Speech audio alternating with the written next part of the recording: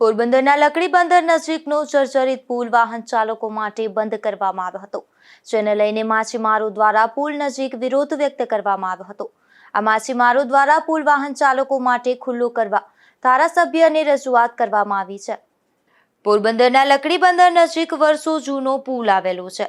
આ પુલ ઉપર દિવસ દરમિયાન હજારો વાહન પસાર થતા હોય છે, પરંતુ હાલ પુલ ખૂબ જ જર્જરિત હોવાથી જિલ્લા કલેક્ટર સહિતના અધિકારી દ્વારા પુલનું નિરીક્ષણ કરી તેમને વાહન ચાલકો માટે બંધ કરવામાં આવ્યો હતો।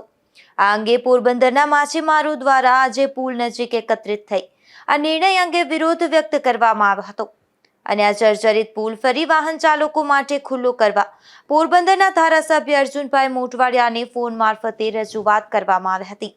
ત્યારે અર્જુનભાઈ મોઢવાડિયા દ્વારા અધિકારીઓને સૂચના આપી પુલ વાહન ચાલકો માટે ખુલ્લો કરવામાં આવ્યો હતો।